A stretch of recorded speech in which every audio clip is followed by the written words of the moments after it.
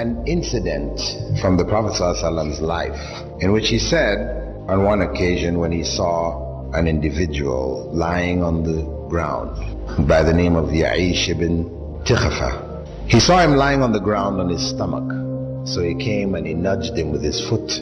When he woke up and he looked at the Prophet ﷺ, he told him, this is the method of lying which God hates. People, commonly, they like to sleep on their stomach. And I know this is one of the etiquettes of sleeping in Islam. And I remember on one occasion when I was in Panama, teaching a course there and in etiquettes, Islamic etiquettes, and I spoke on this. Afterwards, people asked me, why? Why is it disliked to sleep on your stomach? And I really didn't have an answer.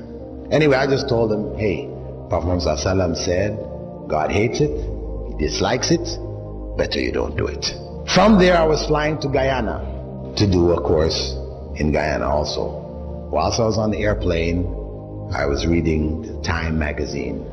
And this Time magazine issue was dedicated to the latest developments in spinal surgery. They were showing the latest medical hardware and how it dealt with the problems of slipped discs and crushed discs and the different operations they were doing, and they showed pictures of people's back cut open and and at the end of it all, they had a list of doctors' recommendation to avoid spinal problems. Number one on the list was, don't sleep on your stomach.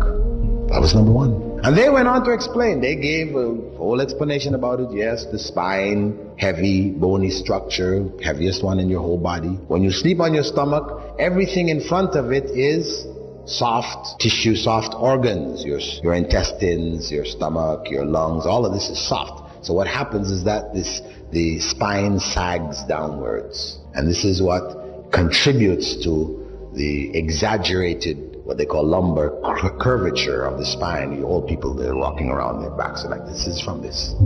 Yeah, they pointed it out.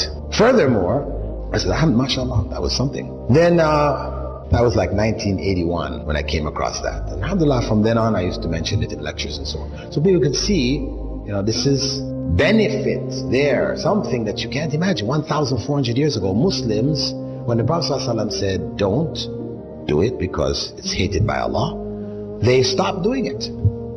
Though they used to like to sleep on the stomach just as we do. And over these 1,400 years, they benefited. All the people who didn't do it were harmed in one way or another. So I said, mashallah, and that's how we should approach the things which Allah has prohibited and disliked. That it's better not to do it. Stay away from it because there's harm in it, even if we can't see where the harm is. Anyway, in 1989, I read an article which appeared in the British newspapers that scientists, medical scientists, studying a particular illness which seemed to be affecting small children, 1-year-old, 2-year-old, 3-year-old kids, put to sleep in their cribs. They die in their sleep.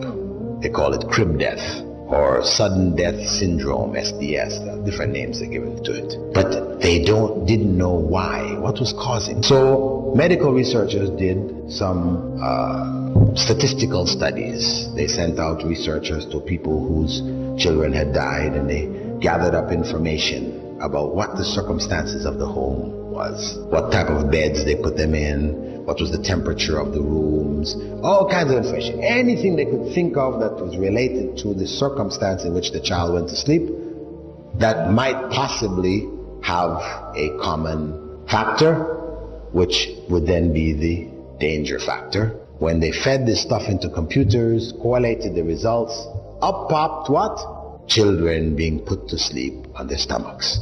So they made a major announcement across England, front page news. Doctors warn parents, do not put your children to sleep on their stomachs. Anyway, the point is that 7 years later, in 1996, the researchers, after making this a standard part of, you could say, the information given to people who just had children, this kind of stuff, hospital information, advising parents don't put your children to sleep on the stomach. and this countrywide campaign to make this known, they found that after 7 years, the rate of cot death had dropped by some 68 or something like this percent. It had dropped drastically. So, alhamdulillah, here is further evidence that Prophet Muhammad 1,400 years ago, when nobody had any idea of what harm there was, how did the Prophet know that God hated it? Do you think he just looked at the person and said, I think God hates this? Let me tell him God hates this. No. Obviously, Angel Gabriel came and told him, when he saw the man lying there, he told him that Allah hates lying on the stomach. So he passed on that revelation that came to him.